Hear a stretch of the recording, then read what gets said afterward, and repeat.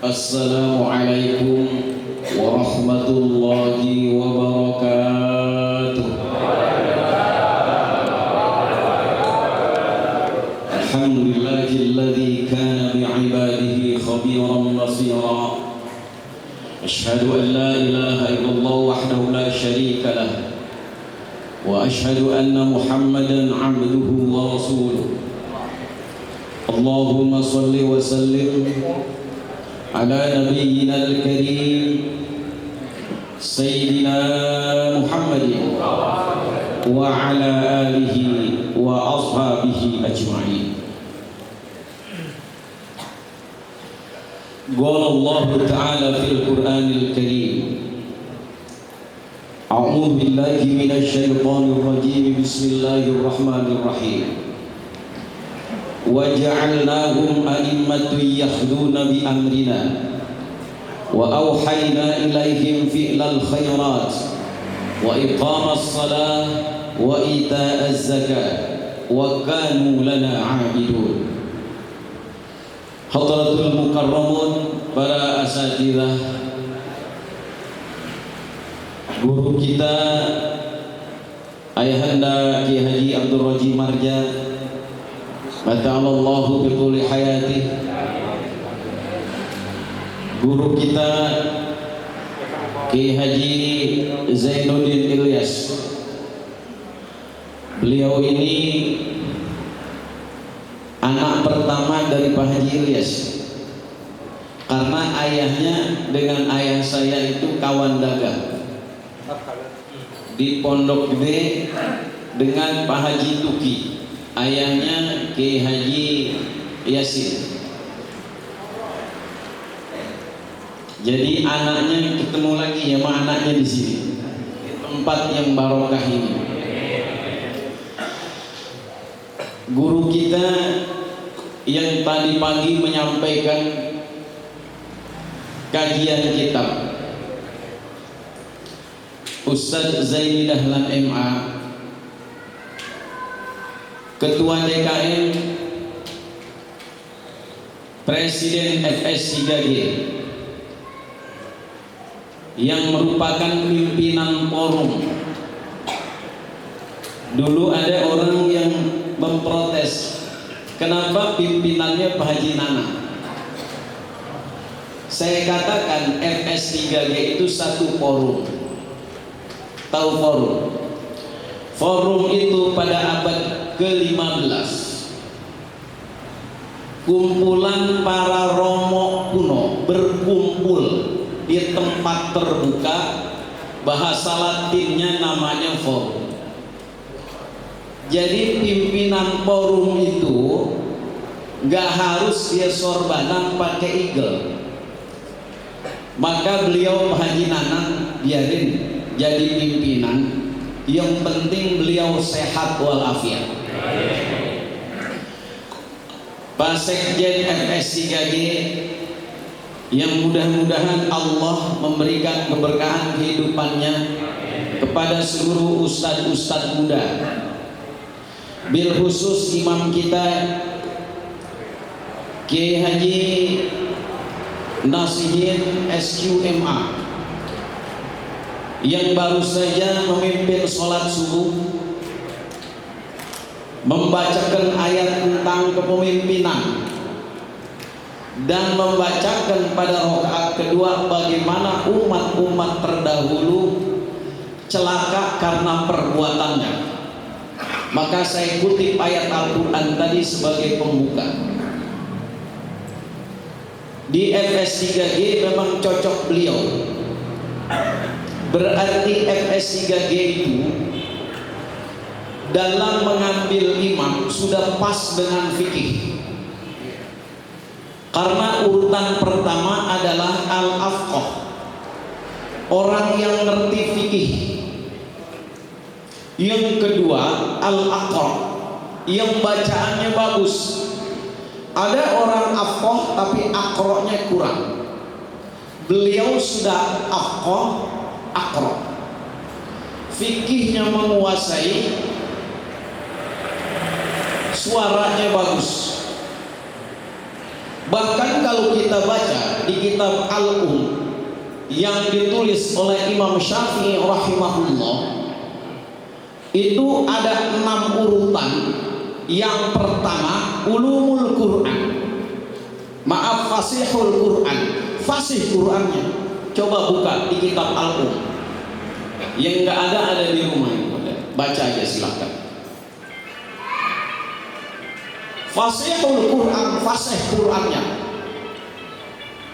Karena masih muda beliau ini fasih Qurannya, tapi kalau sudah tua giginya hilang 5 misalkan, sudah nggak fasih lagi, sebab sudah tidak bisa membunyikan huruf mana syin, mana sin, dan mana shad. Maka yang muda dia tampil karena masih komplit dan fasih. Karena anggota gigi ini bisa menentukan kefasihan juga. Al-afqah dan taqwa. Maka ketika dia memimpin sholat tadi, kita dengarkan pertanyaan berikutnya, afdol mana kita baca Fatihah dengan mendengarkan Quran? Coba baca di bukunya kitab Sayyid Sabiq. Kitab fikih sunnah membahas mana yang lebih afdol, kita baca Fatihah atau mendengarkan imam baca sholat, baca surah yang kedua. Orang membahas itu di dalam fikih. Baca Fatihah merupakan rukun. Kata Nabi, la sholata liman lam yaqra bi Fatihatil kitab. Tidak dihitung nilainya orang yang sholat gak baca Fatihah. Tetapi di sisi lain, orang baca Quran, kata Quran, fa idza quri'al Qur'anu fastami'u lahu.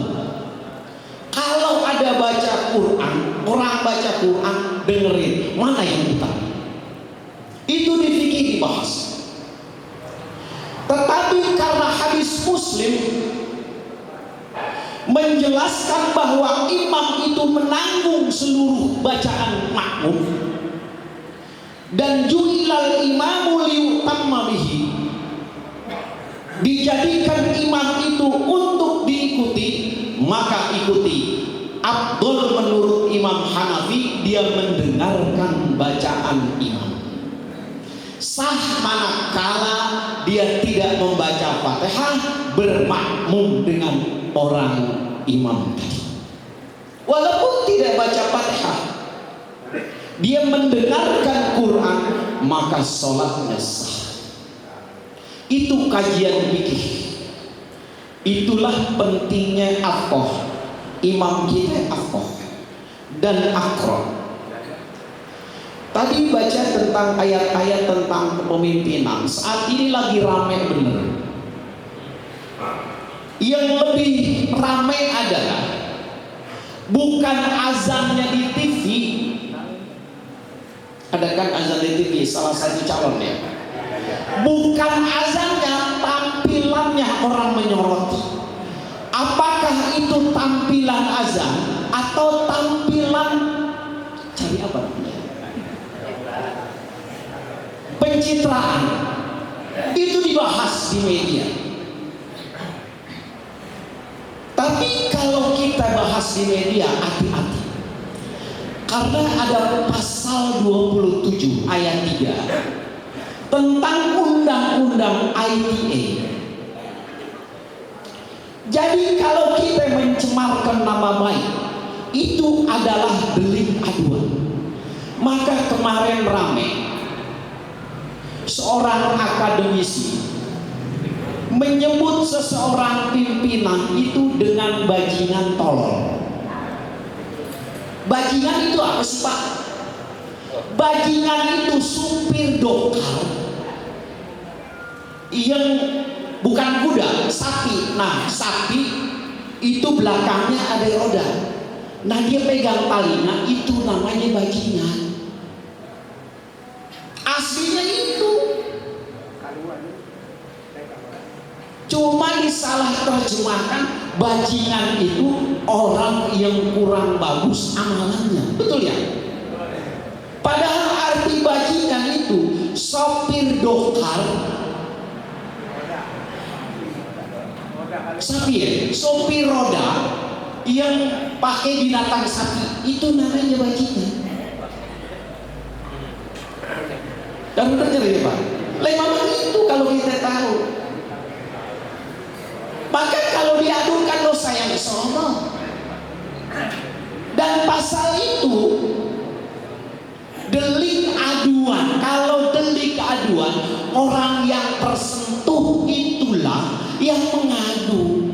Gak bisa orang lain ujuk-ujuk mengadu, gak bisa. Karena harus person, itu hukumnya begitu. Karena dulu maaf aja, saya beberapa tahun ngajar juga di Pradi, yang pendidikan pengacara. Jadi kalau delik aduan, orang nggak adu nggak bisa dituntut. Tapi bagaimanapun sebebas-bebasnya media, hati-hati. Kalau bahasa Betawinya, hati-hati, bukan otak-otak, betul ya? Bagus kan orang tua kita mesennya hati-hati, bukan otak-otak. Artinya kalau kita mau bicara pakai perasaan, bukan pakai otak. Sebab biasanya orang kalau otaknya begitu jalan dalam keadaan emosi tertutup, tetapi hatinya tetap terbuka, maka hati-hati. Kembali ke tadi sedikit. Ini ceramah 1 atau 2 ya? 1. Ini karena dijadwalkan minggu lalu bentrok Pak. Ya mohon maaf itu dijadwal, dan terima kasih Pak penggantinya. Dulu kepemimpinan sama dengan sekarang. Ukurannya adalah orang yang punya duit. Bagaimana kisah pimpinan yang digambarkan dalam Al-Quran di dalam surah Al-Baqarah. Kata Al-Quran, wa qala lahum nabiyyuhum innallaha qad ba'atsa lahum taluta malika. Ketika dikabarkan Allah akan menurunkan pimpinan yang bernama Talut, kelabakan orang-orang Bani Israel, kelabakan karena dia sudah merasa lebih berhak. Apa kata dia? Qalu anna yakunu lahul mulku alaina wa nahnu ahaqqu bil mulki. Kami lebih berhak dari pimpinan ini, dan kami lebih punya banyak harta dan koneksi. Sama, kami lebih berhak menduduki pimpinan ini karena partai kami lebih banyak wakilnya. Sama nggak? Sama. Jadi identik. Tapi Allah menegur bukan karena wakil yang terbanyak, pimpinan adalah kata Allah, innallaha astafahu alaikum wa zadahu bastatan fil ilmi wal jismi. Coba baca tafsirnya 2. Apa makna jismi? Tetapi Allah menurunkan kriteria pimpinan itu bukan orang yang populer, bukan orang yang kaya, bukan bukan orang yang bisa mengangkat namanya di media, bukan.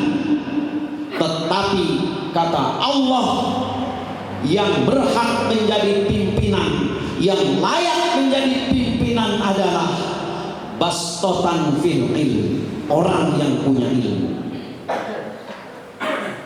Kayak jangan salah nih di 2024. Terserah Bapak, yang punya ilmu itu siapa. Yang kedua, bastotan fil jism. Jisim dalam tafsir beda dengan jasad. Kalau jasad tidak mencakup jisim, tetapi jisim mencakup jasad. Contoh, hari ini kita kumpul di FS3G dalam keadaan sehat, tetapi pikiran kita melihat handphone, menonton film bokep. Berarti jasadnya sehat, jisimnya tidak. Kita duduk pakai peci, pakai sorban, misalkan, ini bang misalkan. Kan nggak tahu juga kita sendirian begini. Apalagi kalau duduknya di pojok misalkan, kan misalkan, gak kelihatan duduk di depan di pojok, siapa yang mau lihat? Gak ada kan? Adanya pakai peci, pakai sorban dan sehat kita, itu jasad kita sehat. Tetapi jisim kita tidak sehat ini, maka Quran menentukan kriteria yang layak adalah bastotan fil ilmi wal jism. Itu kriterianya. Jadi gampang, gak harus kita puyeng-puyeng. Yang penting jangan kena serangan pajar. Sebab serangan pajar itu menyebabkan dicabutnya keberkahan Bapak dari rumah tangga.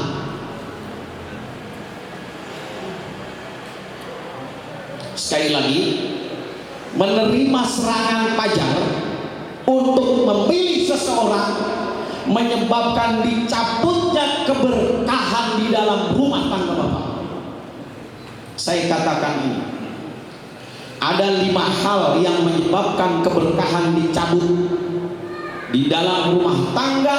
Di antaranya rizki yang dibawa tidak halal.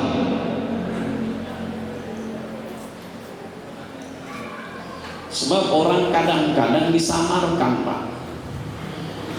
Misal kita nonton Persija dengan apa yang kemarin ramai, dengan Persib. Saya kebetulan misalkan itu mania dengan Persija. Sebelah saya ada Kiai Haji Nasihin, manianya dengan Persib. Udah Kiai, kita ngumpul aja ngopi. Saya siapin Indomie yang paling bagus. 2. Yang satu tanpa telur, yang satu pakai telur. Manakala taksiran Kiai menang, bahwa yang menang Persib, mie rebus yang pakai telur, Kiai yang makan. Saya tanya, haram atau halal?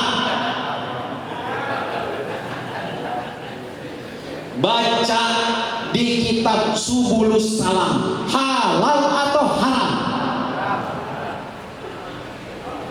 Indomie rebus pakai telur,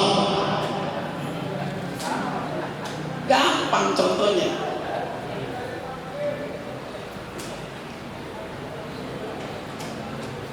Baca di kitab Subulus Salam, maka Indomie yang hasil itu hukumnya sama dengan kimal, haram dimakan.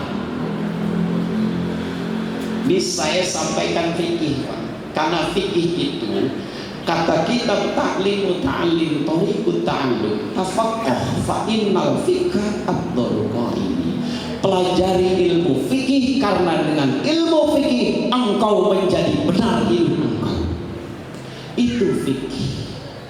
Tetapi saya yakin jamaah FS3G begitu banyak setiap minggu mendapat mau'izah hasanah, bukan hanya dapat hidayah irsyadah, tetapi dapat hidayah taufiqah. Ada juga yang dapat hidayah irsadah, Kiai, yang share lokasi doang tanpa datang. Dia share lokasi di mana itu masjid hari ini, dia share lokasi, orangnya nggak ada, tapi dia dapat hidayah. Cuma hidayah irsyada, tidak dapat hidayah taufiqah. Ini pagi ini yang kita bicarakan, mudah-mudahan ada manfaatnya untuk kita sekalian. Dan saya mohon maaf pada minggu yang lalu karena bentuk jadwal ya, pada Ustaz Haji Maulana kami ucapkan terima kasih, mudah-mudahan beliau juga diliputi dengan seluruh kehidupan keluarga yang berkah hidup di dunia dan akhirat, karena motorik ini diantaranya beliau dan termasuk ustadz-ustadz muda. Di tempat lain bicara tentang ustadz perkumpulan subuh, beliau kagum dengan FS3G. Kenapa S3G begitu banyak? Kami orang-orang yang awam kayak beliau masih ada, ayahanda Haji Nanang almarhum Kiai Haji Mukhtar Azid, kemudian Kiai Hasan Ma'ruf dan lain sebagainya yang banyak sudah almarhum, memang membuka. Sebetulnya yang paling cocok ceramah adalah biarin ustadz-ustadz muda dia tampil. Kita yang tua-tua aminkan saja, baca doa hadir. Begitu kalau saya ya, biarin yang muda tampil. Kenapa yang muda tampil? Karena kalau kita tinggal juga nanti yang gantiin yang muda-muda. Tahu sini Ustaz Lukman ini muda atau tua itu datangnya? Muda ya, kira-kira baru 26 tahun ya. Lalu dengan umur saya terbalik, hampir 62. Ini mudah-mudahan Allah memberikan keberkahan kepada kita sekalian, mendapat hidayah taufiqiyah pada pagi hari ini sebagai way of life dalam kehidupan kita menjalankan agama Islam dengan syariat yang bagus untuk kita laksanakan. Hadanallahu wa iyyakum ajma'in. Assalamualaikum warahmatullahi wabarakatuh.